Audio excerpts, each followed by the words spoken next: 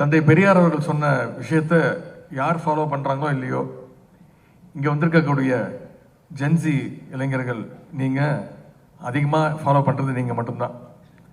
அந்த அளவுக்கு இயல்பிலேயே அறிவும் ஆற்றலையும் பெற்ற உங்களை சந்திக்கிறதுல மிகவும் மகிழ்ச்சியாக இருக்கின்றது.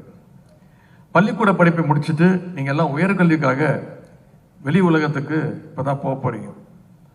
உங்களை பத்திரமா கையை பிடிச்சு அழைச்சிட்டு போய் உங்களுக்கெல்லாம் ஒரு சரியான எதிர்காலத்தை அமைச்சு கொடுக்கறது தான் இந்த கல்லூரி கனவு திட்டம் செயல்படுத்தப்படுது. பல்வேறு சூழல்களால உயர்கல்வி சேர தயங்குற மாணவர்கள் இருக்கின்றாங்க. அவங்களை கண்டுபிடிச்சு உரிய வழிகாட்டுதல்களை கொடுத்து கல்லூரியில சேர்த்து விடுறது தான் இந்த கல்லூரி கனவு திட்டத்துடைய ஒரே நோக்கம். அப்படித்தான் கல்லூரி கனவு மூலமா ஒவ்வொரு வருஷமும் 1,00,000 மாணவர்களை நாம உயர்கல்வி படிக்க வைக்க போறோம். நீங்க ஸ்கூல் படிக்கிறப்போ 10ஆம் வகுப்பு தேர்வு மிக மிக முக்கியம். அதுதான் உங்களுடைய வாழ்க்கைக்கு அடித்தளம் அப்படின்னு உங்களுடைய பெற்றோர்கள் ஆசிரியர்கள் சொல்லியிருப்பாங்க. அடுத்து +2 போறப்போ +2 தான் உங்களுடைய வாழ்க்கையை மாத்த போகுது அப்படின்னு சொல்லியிருப்பாங்க. நிச்சயமா இப்ப காலேஜில் ஒழுங்கா எல்லாமே கிடைக்கும்னு சொல்லி உங்களை பயமுத்துவாங்க.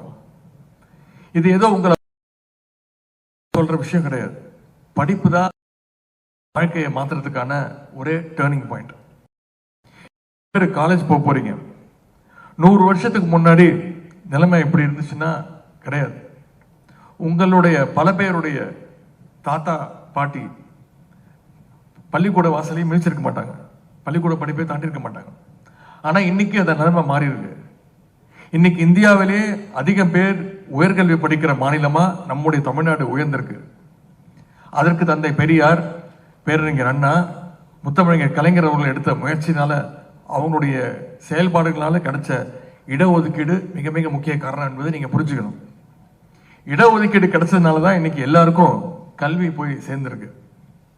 அவங்களுக்கு உதவுறதுக்காக தான் உயர்கல்வியில சேரப்போற முதல் தலைமுறை மாணவர்களுக்கு அரசே அந்த கட்டணத்தை, கல்வி கட்டணத்தை செலுத்தணும்னு 2 வருஷத்துக்கு முன்னாடி முத்தமிழர் கலைஞர் அவர்கள் அறிவிச்சாங்க. அது மட்டும் இல்லாம பிற்படுத்தப்பட்ட ஒடுக்கப்பட்ட மாணவர்களுக்கு ஸ்காலர்ஷிப், காலேஜில் போயிட்டு வர்றதுக்கு ஃப்ரீ பஸ் பாஸ்ன்னு கலைஞர் அவர்கள் ஏராளமான திட்டங்களை உருவாக்கி கொடுத்தாங்க. இதையெல்லாம் நான் உங்ககிட்ட சொல்றதுக்கு ஒரே காரணம், நீங்க இந்த இடத்துக்கு வந்து சேர்றதுக்கு ஒரு பெரிய இயக்கத்தோட உழைப்பு இருக்கு. கழக அரசு கொண்டு வந்த பல திட்டங்கள் இருக்கு.